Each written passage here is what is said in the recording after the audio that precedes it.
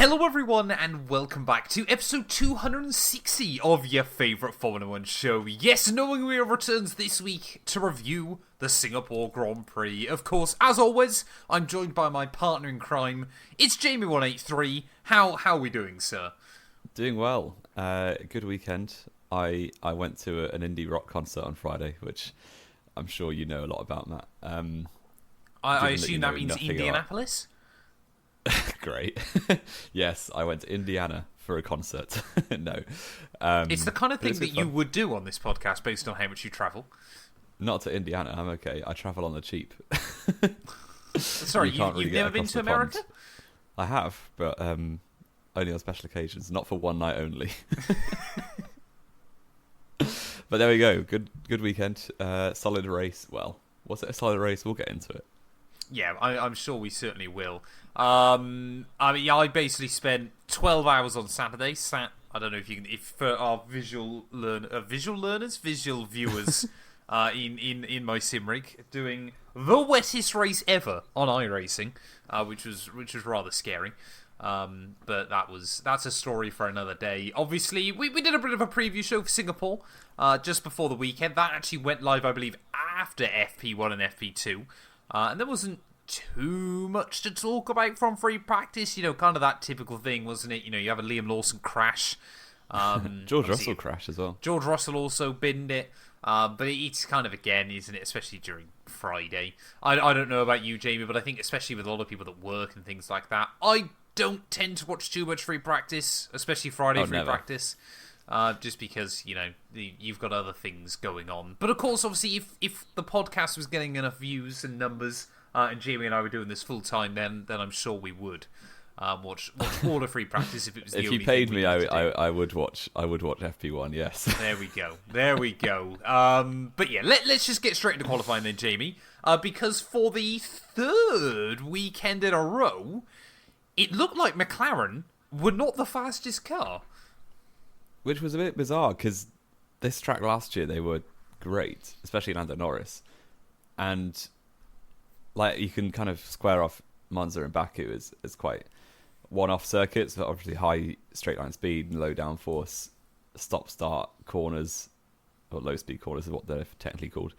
And yeah, it felt like Singapore was going to be McLaren's return to form. And in fact, it felt like they probably should have been, based on some stuff in practice, but quality pace for them just wasn't really there. And it looked more like a Mercedes versus Max Verstappen. Well, really, George Russell versus Max Verstappen. Well, sensibly. Yes. Yeah, I mean, it's just, again, it's kind of one of those ones, isn't it? I mean, Singapore's always done this, though, hasn't it? Ever since it came onto the calendar, it refuses to allow the dominant team. You know, look at like Red Bull 2023. Arguably one of, if not the most dominant Formula 1 car of all time, could not get anywhere near the podium to save their lives. Obviously, I mean, it would have done. If Verstappen got horrendously unlucky in the race with the timing of safety cars, I think he could have got P4 still weren't going to win. They still weren't going to win. No. No. You know, Mercedes, obviously, throughout their dominant era of the spot, obviously, I know they won in 2014. And 16, because Rosberg's the GOAT. And 16 as well, because obviously they kind of figured out what Singapore was doing to the car, which is always quite funny. The fact that it took them 3 years to kind of figure out what on earth was going on. But yeah, this place just always, no matter what layout we're running or anything else, pretty much always refuses to allow the dominant car of the year to operate well. It's really, really strange, isn't it? Yeah, because it's not that unusual a circuit, really. Obviously, a lot of the tracks these days are street tracks. A lot of them are night races. It is just very hot, which is probably the most unique thing, and humid. But yeah, it is strange that it just doesn't conform at all. No, I think it's honestly a combination of, in a weird way, it's because Monaco is so narrow, it feels like you're always on full attack at Monaco, so it kind of praises the drivers that are able to obviously get right up to the limit. You know, you're out in Senna's. Obviously, back in the day, you know, more recently. I mean, it doesn't really feel like we've had a dominant driver in the 21st century at Monaco, does it? It's really, really odd. Danny Rick is probably the Monaco specialist. Well, I was going to say Danny Rick, Mark Webber, probably a two. good examples in kind of the last 20 years or so. I mean, even then, Charles Leclerc, you could argue obviously how many poles he's had here as well. But but I think what I was going to say, of course, is Monaco always felt like it was one of those circuits where you had to put everything on the line to maximise it. Singapore, even when it was on its tightest, kind of first original layout, back in the late 2000s into the early really all the way through most of the 2010s, wasn't it? Apart from the removal of the sling. Even then, it was never really a track where, you had to push to the absolute limit because it was kind of a lot of... I mean, it's 90-degree corners, isn't it? Which Monaco really has... Arguably not, apart from really, I guess, the final corner at Casino Square. But even then, they're both over adverse camber and things like that. Monaco's just a really odd track. Casino Square, by the way. But sorry? The final corner's called Rascasse. I thought you liked it. I know, the final corner's not even called Rascasse. Final corner's called Anthony Noakes, sir. Anthony Noakes. There you go. It's definitely not called Casino Square. No, I said the final corner and Casino Square. And the only two, 90-degree turns. But, there you go. It's really, really odd, isn't it? It is. But that left quite an interesting qualifying session, especially as someone still believing in the Max Verstappen World Championship slightly. I was getting quite excited in quali.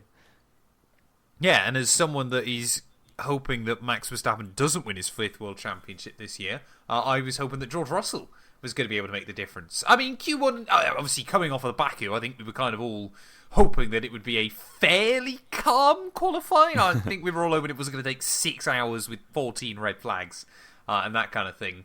Q1, the only real kind of big talking point was obviously Gasly had a just catastrophic car failure, which apparently it was an electronics failure, which kind of really was a throwback, wasn't it? Because it felt like in the early hybrid era, we kind of had a lot of these things where cars would struggle to work out where they were on the track. There's a lot of interference around the venue. And it wouldn't surprise me if Alpine was still running Renault Tech from 2014. Well, they very well could be. They've only got 6 races left as a engine manufacturer, so maybe, they've known they're on the way up for 3 years. They probably haven't changed it. No, well, they won't be. Obviously, apart from trying to do reliability stuff, they haven't been allowed to change it too much. No. But yeah, I mean, out in Q1 then, obviously, Pierre Gasly after that car failure right at the end of the session. Gabriel Bortoleto, first time in 8 races that he's been out-qualified by Nico Hülkenberg, which is rather impressive. It was all because Bortoleto slowed down for yellow flags and Hülkenberg exactly, but we move. Lance Stroll, I mean, it's a track that requires skill. Of course, he's going to go out in Q1. Franco Colapinto, again, obviously. I mean, Ocon made me chuckle on the comms, literally as he was coming around to finish his lap. They were saying, Esteban Ocon said it was the best Friday he's had all year, and he's out in Q1. And apart from Gasly, he's the slowest car out there. That's good going, isn't it? Yeah, at least Colapinto didn't rip his car in half this year, so slight improvement. Did Colapinto do that here last year? Or was that Vegas? One of the night race street tracks. Oh, there you go. Stroll ripped his car in half here a couple of years ago, didn't he? Yeah. Because then he didn't even race. Q2, though, again, I mean, if Q1 wasn't too dramatic, Q2, I would argue, was even less so. Hülkenberg so nearly made his first Q3 of the year after he probably shouldn't have made it out of Q1. Albon and Sainz, who then were both subsequently disqualified. Liam Lawson, who, to be honest, it was impressive, even got out in qualifying after he completely wrote his car off in Q3. And then Yuki Tsunoda back to Red Bull's second driver form, because no matter how many times it happens, people don't seem to understand that Baku is a real Verstappen tough circuit that always seems to suit the Red Bull second driver. Yeah, for whatever reason, whoever you stick in that second Red Bull, they're going to do all right at Baku, it feels like, compared to Max Verstappen. It exposes the Red Bull's weaknesses the absolute least, which I think kind of counterintuitively means Max can't get more out of it. Well, Max is relatively less far ahead of his teammate, effectively, isn't it? So exactly. I mean, last year he was behind Perez pretty much all day. Yeah, until Perez put it in the wall. Liam Lawson and Yuki Tsunoda, we hyped up this battle to stay on the grid on Friday, and then both of them were out in 14th and 15th, which wasn't the best showing from them. No, in the V-car, though, it's kind of a little bit more, agile. Well, I mean, it's that weird thing, isn't it, with Agile, that it's not even a surprise that he just makes Q3 every week. He's just always kind of, obviously not guaranteed, but always pretty much there, isn't he? Which is just staggering. Exactly. But by the time we got into Q3, though, it was kind of everybody was still not quite revealing their full hand yet, was it? Especially, obviously, between Max and George. But George would go about quarter of a second quicker on the first run, and then would... I mean, I think he only improved by like 8 thousandths of a second, but improved again on the second run. But easily the biggest talking point from the end of qualifying, Jamie, wasn't it? Was what on earth was Max Verstappen crying about Lando Norris? And by the end of that session, that was hilarious. I mean, it was funny. He did. I don't know. I feel for Max because it's the most attacking lap of the whole weekend in terms of the final run Q3. Yep. He's got the McLaren in front of him, which you can see down to... Which, 6 seconds ahead, though. But by the time he was going through the corner, it wasn't that, because the McLaren was lifting off a lot. But he's not creating any turbulence or anything. I mean, the turbulent air lasts about 5 seconds. We all know that, especially at a... Yeah, no, and that was about the gap. Lando was ahead still. Yeah, but it can't have been helpful. I do think Max overreacted slightly. Slightly? Completely. He'd already locked up once. And when Lando was nowhere near him at that point. No, yeah, and I feel like, to be fair, I don't think he would have got pole, regardless. No, Mercedes, like I said, he'd already made a mistake. And what am I trying to say? Oh, the first lap from Russell was phenomenal, to be fair. Where you drop in almost 3/10 on the rest of the field on your first banker run in Q3, effectively. That's a massive gap to make up. So... yeah, even without the McLaren giving a bit of distraction and turbulence through the final few corners, I don't think Verstappen would have beaten Russell. No. But I do like that it gives Verstappen more reason to beef, so why not? Well, this was the only thing I did think. I was like, is it a bit of psychology? Lando now won't risk a move on Sunday because he knows Max is already upset with him. I mean, it came off to me as a bit of Max knew he'd already messed up the run. Obviously, this is his... one that always gets away, isn't it, Singapore? Never got a pole here, yeah. Never had a pole here. Has led less laps here than Antonio Giovinazzi, which, spoiler alert, is a stat that we'll be able to keep for yet another year. Antonio Giovinazzi led 4 laps, I believe, in the 2019 race. Max has only led 3 in his entire F1 career, which is just hilarious. But yeah, this is just the circuit that every year kind of gets away from him. And like I said, I wonder if there was a little bit of kind of I'm going to blame anyone but myself because that is kind of what Max Verstappen does. I mean, Lando Norris does it as well. A bit of a Freudian slip there, but yeah, he just was kind of there going I think he was looking for an excuse to blame anybody else he could, wasn't he? Yes. When he'd already he was already down in sector 2. If I remember correctly, it was down by not much. It was like a 10.5, 2 tenths. But he wasn't suddenly gonna. He was down 2 tenths on his own lap. Is the important bit. Yeah, exactly. He was about 4 tenths behind George already. He wasn't gonna get him. I don't think he was that far behind. But anyway, the thing is though, it was a little rude from Norris to not pull over. But genuinely, what else do you think Lando Norris could have done there? He's 5-6 seconds ahead of him.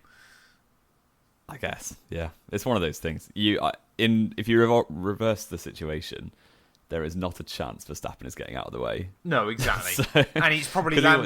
And to be fair to Lando Norris, I would say he probably also wouldn't blame Max in that scenario. Well, Norris I won't give Norris much immediately. credit. Well, yeah, Norris had already claimed that Max's privilege as a child helped him win 4 championships. Yeah, because Norris had such a hard upbringing. I was going to say, let me just double check this. What is Adam Norris's net worth? Oh, it'll be a lot more now, won't it? He's worth 200 million. Nice. Jos Verstappen net worth. Probably similar, to be honest. Let's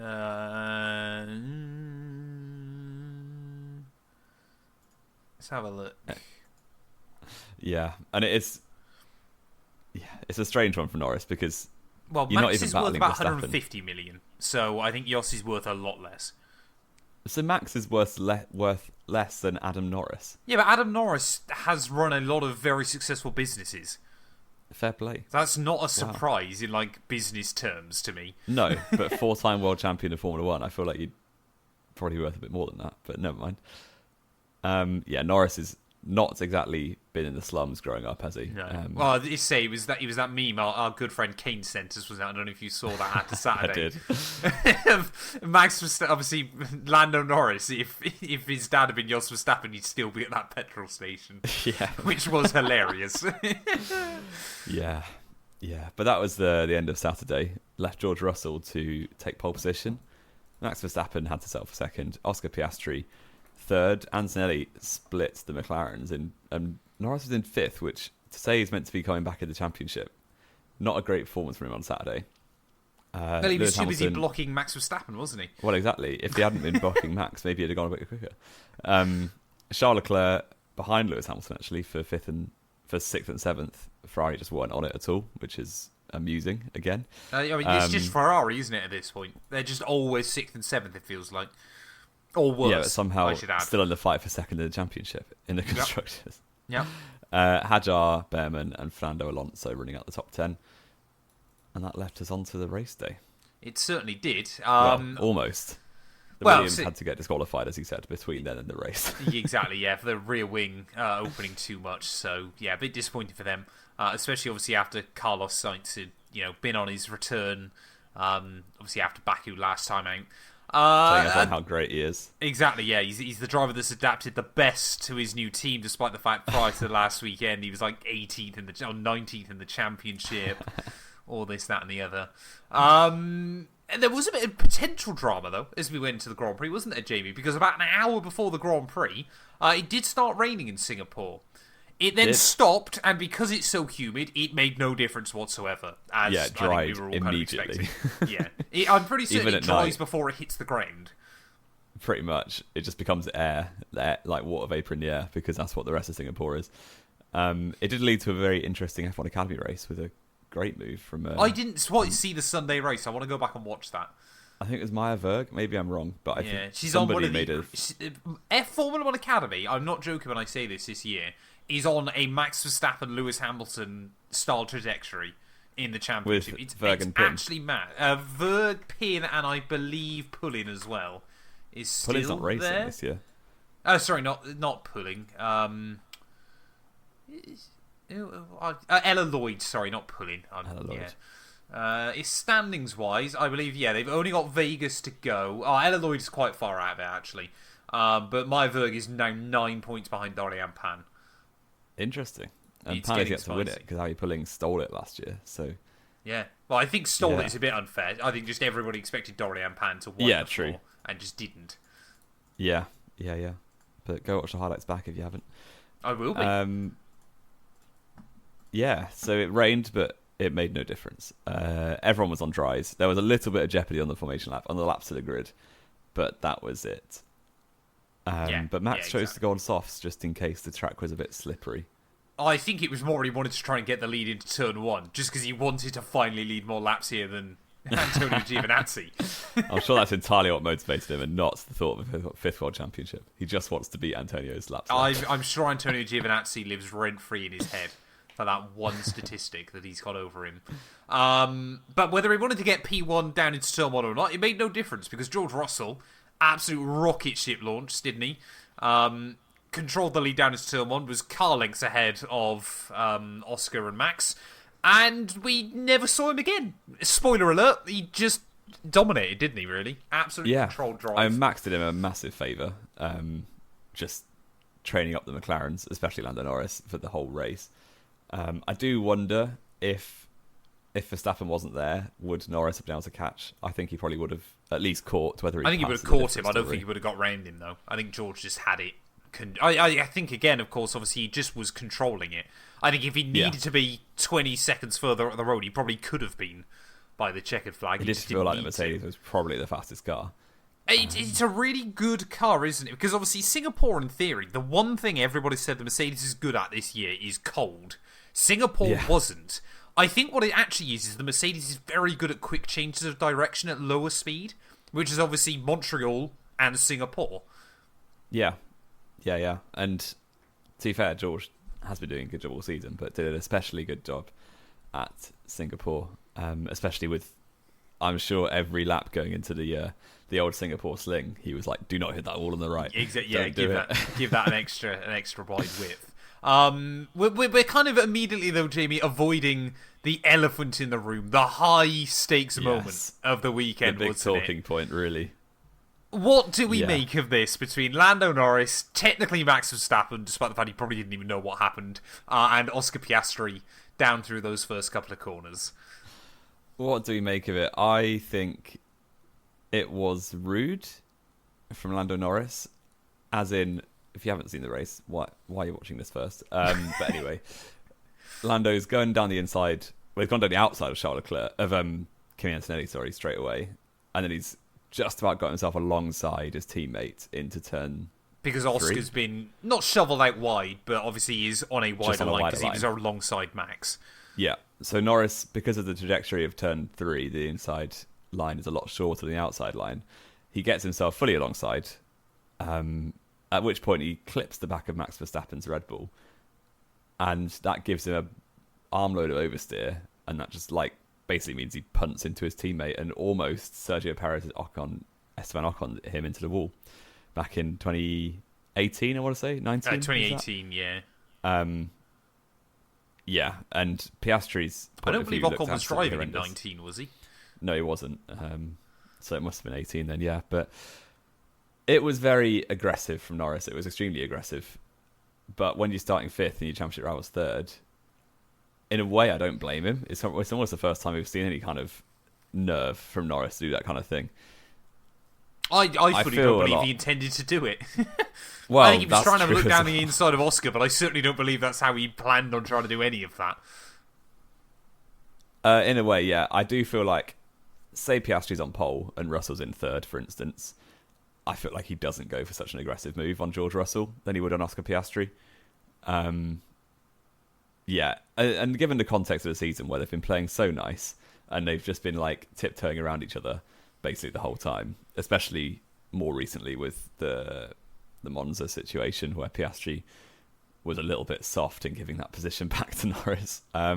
This was a bit of a turn up for the books in terms of, yeah, it feels like papaya rules, especially now they've won the Constructors, spoilers, they might just not stop them crashing into each other now.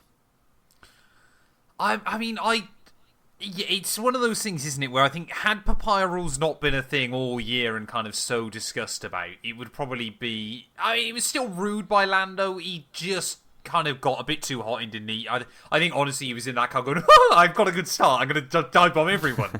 And then just went straight into the back of Max and hits Oscar out of the way. I mean, Oscar did do a good... If you watch it from his onboard, he did a good job to keep it out of the wall, to be honest. Yeah. And then was lucky to hang on ahead of Leclerc off of the corner as well. I think, had papaya rules not been a big thing throughout the course of this year as well, it would have probably been, a bit rude, but a bit of a non-issue as well, kind of similar to Hamilton, Rosberg, Cota 2015, kind of car on the inside. Hey? Or every race at the back end of 15 where Hamilton did the same thing. Hey, hang on a minute, he let him win the last few races afterwards. Well, he just stopped trying, but I mean, Japan, he shoved him off, lost him 5 places. Championship was won, mate, doesn't matter.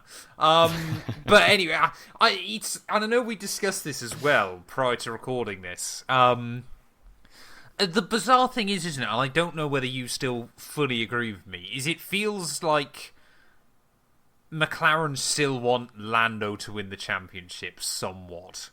Certainly the executives at McLaren. It feels like there's a higher-up power that would rather, whether that's... Because, we discussed this yesterday after the race, isn't it? Formula One fans, I would say, for the most part, like Oscar more than Lando. And Lando is kind of... He's not hated by a lot of people or anything like that, I don't think. But he's not particularly... I think a lot of people that liked him early on have kind of got a bit bored of, he kind of, I think for a bit too long tried to be the new kid on the block, tried to be the fun kind of child character on the grid, and then subsequently since then has been a bit too quick to blame everybody else but himself, and has a bit of a moan and does all this, that and the other. So I feel like more fans like Oscar because he is just there to race. But you can't help get the sense that, say, a Google, who obviously pumped a huge amount of money into McLaren in recent years, for whatever reason, might still believe that Lando is kind of like the more popular one. And he might well be more well-known, but I think Oscar, to Formula One fans, he's probably more popular now.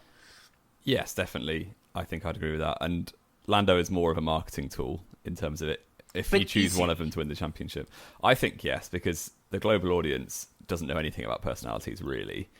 And Norris has simply been around longer. He speaks in the media more, and he's British versus Australian, which I think is more worldwide by nature almost. So, yeah, I think certainly it feels like Zach Brown wants Norris to win. It feels like some sort of executive team wants Norris to win.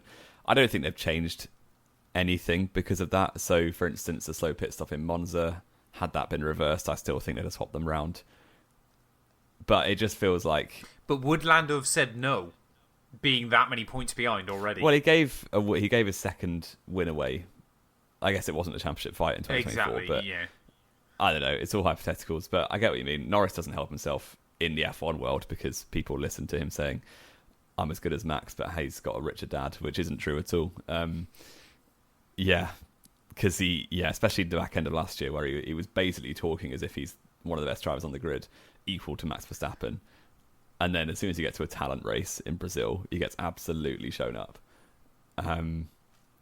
Yeah, so I think either... I don't dislike either of them really. Yeah. I would rather Piastri win, but it's like 60-40. I don't really care.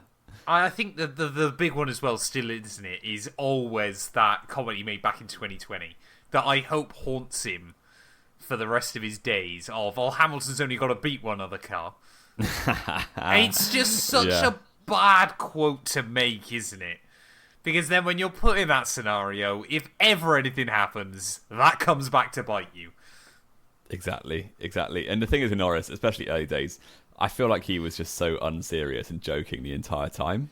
And that was funny to begin with, and then very quickly got a bit boring, didn't it? When you put it in quotes on a headline, suddenly it's no longer a sarcastic joke, and you've just said that Hamilton only needs to beat one car. But it wasn't a sarcastic joke, though. That was the thing. That was what made it so bad, was it wasn't. He meant that... And it was, again, a couple of years... I can't remember which race it was. It might have been last year or the year before, when he was in the podium room with Lewis. And Lewis actually said to him, was like, oh, your car looks so quick today. He went, well, you had a dominant car for years. Yeah, exactly. He was there going, so he's just complimenting his old team. Like, why do you have to take that to heart? Yeah, I think that was... it was last year, it must have been, because it was a race win for Norris, wasn't it? He started winning last year. I can't remember which race it was now. But, yeah, maybe it was Hungary. Might have been Singapore or something. No, I think it was... wasn't Singapore, was it? Because Hamilton got podium. Did Lewis get a podium at... Did he get a podium at Hungary? I think he did. Honestly, maybe? I can't remember off the top of my head. But yeah, back to the incident that we were talking about. I feel for Piastri because from his point of view, it was very rude. It was like a slap in the face move from Norris. Yeah, it was Hungary, sorry. And given that they get the drivers to swap over because of a slow pit stop a couple of races ago, but they don't get them to swap over when one of them barges the other one off the track. Yeah, I can see why he was annoyed. But... I also think you're battling for a world championship. It's not primary school, is it? No. And I think we will now. I'm kind of hoping to see a bit of a shift in these last 6 races of constructors is wrapped up now. As long as they, I know we spoke about this before, but as long as they don't actually let Max get into the fight seriously, start getting the elbows out. Start saying no. 10 points on Piastri in Monza, 25 points in Baku, 6 points here. It could happen. Yeah, you still want to believe? If he wins the next race. Basically, up until the said point that last week.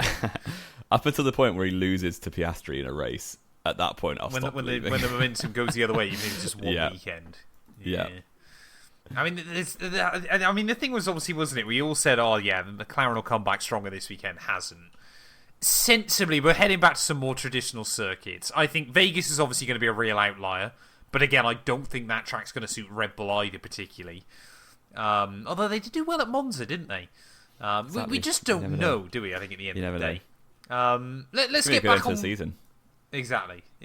Let's get back into the actual race, though, Jamie, because obviously we've got a bit of time over the next couple of weeks to obviously talk about all the hypotheticals and the bigger picture.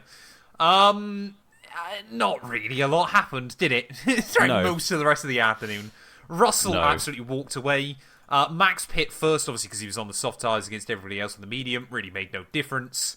There was a bit of beef between Lando and Oscar over the radio, wasn't it? Obviously, Oscar wasn't happy about the start. McLaren asked Lando if they could pit Oscar first. He said no. That, again, didn't really change anything. There were a couple of good overtakes, though. Ollie Behrman, a huge dive bomb on Alex Albon. That was fantastic, down towards the final chicane. Isaac Hadjar as well, again, ran into engine problems, but was able to hold up Fernando Alonso for quite a while, after Fernando Alonso once again proved himself to be the world's most miserable man. And then had a slow pit stop alongside Oscar Piastri again. And then told his team to shut up. That was great. Basically, yeah, just said, if you keep giving me lap updates, I am turning off the radio. Hulkenberg would have a bit of a bottle job on lap 45, just caught out by Franco Colapinto being not an a bottle absolute job menace. because he had nothing to bottle. Thank you. He did. He had the position he was in. He was like 14th at that point. P14, yeah, great. Still bottled it. Yeah. Still locked the It race. wasn't a great strategy. He's literally disappeared since Silverstone, hasn't he? He got that one podium, and he's just gone. He partied a bit too hard, I think, after that. But Singapore was a decent race. He outqualified his teammate. He was running 11th first stint, and then they just let himself get undercut by half the grid, which is actually the opposite of what Sauber have generally done this season. So that was a shame. But yeah, he got caught up by Colapinto going very slowly. But that shouldn't really be a surprise at this point. No, exactly. I mean, we did then have a little bit of intrigue, didn't we, towards the end, with obviously the front runners trying to obviously get through some of the slower cars, because weirdly now, obviously, we don't actually see that much lapping in Formula 1 anymore. It's not uncommon for every single car to finish, kind of within a minute of each other, which around every circuit is... Generally, apart from the Alpines. Well, yeah. Franco Colapinto. I feel like, that might not be a true stat. I feel like we still get a lot of lapping. They're just never in a big train like they were on Sunday. Well, it happens around the shorter tracks, which obviously Singapore still technically is. But I think it was Shanghai, wasn't it, where I want to say there was no real safety car intervention or anything like that, but both Sauers binned it at lap 1, and I think they still were only about 1:10 off the win in the end. Yeah, something like that. Which is quite good going. Antonelli would then try and do his best Ollie Behrman impression with a great dive bomb on Charles Leclerc late on, and then Ferrari being Ferrari on a weekend where they're absolutely nowhere. Lewis's brakes would just fail with 2 laps to go. So he basically turned the track into the biggest circle he could, and that made Fernando Alonso even less happy. Yeah, and Fernando Alonso was extremely mad the whole time, despite kind of never really being in doubt that he would finish best of the rest, especially when Isaac Hadjar started having issues. So he was just fuming for no reason at all. But I guess, you're gonna when you're 43 and you got a bad back and you're really hot and sweaty in the car, you're probably going to be a bit annoyed. So fair play. Exactly. I mean, he did get a Hamilton in the end, because I don't know if you've seen Hamilton's onboard. Obviously, he was. I mean, he did basically just turn the track into no straight line. But on the other hand, Fernando Alonso was going, he did this, he did that, it's got to be at least a disqualification, all this, that, and the other. Grr, I'm angry about 2007 still. Also, the funniest bit about that is when you watch Hamilton's onboard, everybody knows full well if Alonso did the same thing, he would absolutely say to the stewards, well, there was nothing I could do, I was trying to get to the finish. Do you remember? He would do exactly the same thing. His last race of 2018, when he first retired, he was 11th he just started cutting chicanes, didn't he? He just started driving straight on at Abu Dhabi because he wanted to finish in the points, and then ended up getting a big penalty. But everyone was like, "Oh, it's Alonso. He's so crafty." Exactly. Yeah, he's the wily old fox, isn't he? But he hates it when anybody else does it. But Lewis did get a penalty, dropped into 8th, which is amusing. But yeah. That was the end of the race. Bring on 2026, man, honestly. Bring on 2026, well, please. So you can lose to Leclerc again. Probably. But yeah, Russell, though, I mean, dominant win when all is said and done. Didn't really look back, did he? Like I said, the fact we only really saw him on lap 1 and lap 62 says everything you need to know. Verstappen, pretty good drive to hold off Lando Norris, but... Very good drive, I think. Norris only really got one chance to have a go at him, and it's a difficult track to follow on anyway. And let's be fair, Norris is never going to try and overtake Max anyway, because he's scared of him. Piastri in a very lonely P4 in the end, although he did close in on 2nd and 3rd towards the end of the race, but it was kind of never going to happen. Antonelli, dare I say, a decent drive. I think it's all well and good looking at, Russell dominating Antonelli down in P5 is not great, but what did spend a lot of time stuck behind Leclerc. I don't think he would have finished better than 5th, but I think he would have been a lot closer to the top 4. Well, he qualified 4th, didn't he? He might have been able to stay there. He had a bit of a bad start, yeah. Leclerc obviously sick, the head of Alonso, Hamilton obviously after his penalty, Behrman, and then Carlos Sainz from the back of the field to P10 in the end. Actually, very good going. Yeah, he just turned up in the points at the end, didn't he? Without seeing any overtakes. He basically stopped late and then just appeared in 10th place. Yeah, absolutely fantastic. Yeah, there you go. Do you want your quiz? Because obviously... Let's do the quiz. It's a minute long, so we should have time. I am again running late for work, so there we go. Still got another 5 minutes. McLaren, obviously, won the Constructors' World Championship. Yep. If you haven't seen Oscar Piastri pull the plug on Zach Brown... Oh, on that's Team Radio, hilarious, yeah. It was phenomenal. And just shows that he's a bit fuming. Anyway, that is obviously... Is it McLaren's 10th Constructors' Championship? Close to... Well, anyway, I think it's their 10th. That's what they said on the TV. There are 11 drivers, full-time drivers, who have contributed to a McLaren World Championship, Constructors' Championship. Yeah. You've got a minute to name all of them. Go. Lando, Oscar, Coulthard, Hakkinen, Good start. Senna, Prost, Berger. Doing well. Trying to think. Got 45 seconds. You got 4 left. I don't think Hunt was there because I'm trying to think 74. With John Watson? No. No. Yeah, it's like mid 80s, isn't it? There's one mid 80s and there's one mid 70s. Yeah, it's mid 70s as well. I can't remember who even was there in 74. It wasn't Lauda because obviously that was a bit later on. It was Lauda, but that wasn't 74. That was 84, wasn't it? Sorry, yeah, exactly. alongside Prost. 15 seconds. Am I just trying to get the 74s now? Yes. It's not like Rene Arnoux or someone, is it? Bizarre. No, don't think he ever drove for McLaren. Yeah, no, I knew it was going to be 74 that would catch me out. One of them was the champion. I don't even remember who it was. Was it Fittipaldi? Yeah, it was Fittipaldi. You're out of time. Oh, I'm having that. Okay, Fittipaldi. The other two, which is weird because this is what before the show I was like, that's really weird. I didn't know that.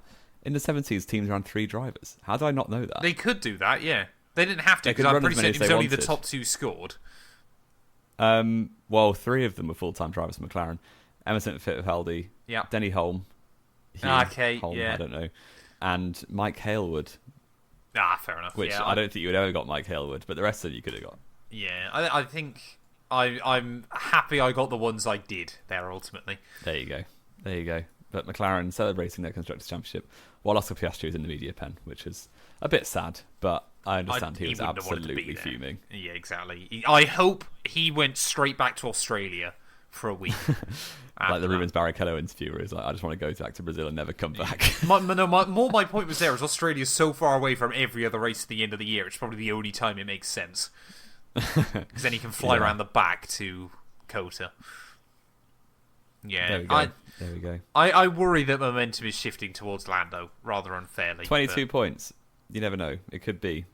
I do think we're in for a good end to the season, regardless. Yeah, we'll wait and see. Race rating, Jimmy, it wasn't that good, was it really? No. It was all right. I'm going to give it a 4.5. Oh, there we go. Perfect. Look at that. We're so in sync. We know wheel.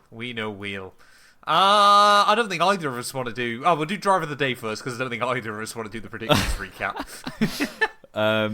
Alonso deserves a shout, but it's obviously George Russell. I think it's George Russell. I think Sainz deserves a shout as well. Behrman, again, getting points. Pretty good effort there. Yeah. Made me chuckle the fact that Verstappen at one point was second on Driver of the Day, and I was kind of there going, what's he done? Just watched George Russell drive away. No, but the Red Bull was not the second fastest car. And he finished second place. So that's was it not? The McLaren was absolutely quicker, and the Mercedes too. So fair enough. But yeah, George Russell, Driver of the Day, pretty comfortable there.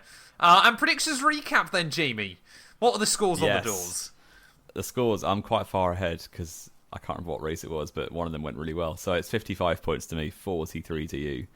12-point deficit. But there are a lot of points available. There are. And it meant you went first. Yes. And you said Lando Norris would get pole position. Damn P5. it. Lando Norris would win the race. Damn it. Got a podium. I got a point. Oscar Piastri, second place. Didn't get a podium. No. And Max Verstappen, third. So I got 2 points. 2 points. 2 points. Yeah, which, I mean, went a Lando bit- Norris' whole prediction and he ended up 5th, is one of the worst predictions we've ever seen. I can't think of anybody that would have predicted... Until it was my turn. Exactly, yeah. And then Jamie showed up. I said Charles Leclerc would get pole, which after Friday practice, I was feeling quite good about that. You should never feel confident in Ferrari after Friday practice. If they run well in Friday practice, that's the sign they're going to be terrible. It's the kiss of death, isn't it, really? Exactly. So Charles Leclerc on pole, which didn't happen. Oscar Piastri to win the race, which didn't happen. Where did Charles Leclerc qualify, sorry? Seventh? Seventh. Seventh. No, it was 6th. He was behind Seventh. Norris, wasn't he? He was behind Hamilton. Oh, wow. Imagine losing to Lewis Hamilton when he's Charles Leclerc. Oscar Piastri didn't win the race. Didn't even get on the podium, so that's no points. Lando Norris, 2nd place for me. I got a point for that because he came 3rd. Yep. And Charles Leclerc on the podium, which he was very far away from. You never even looked close.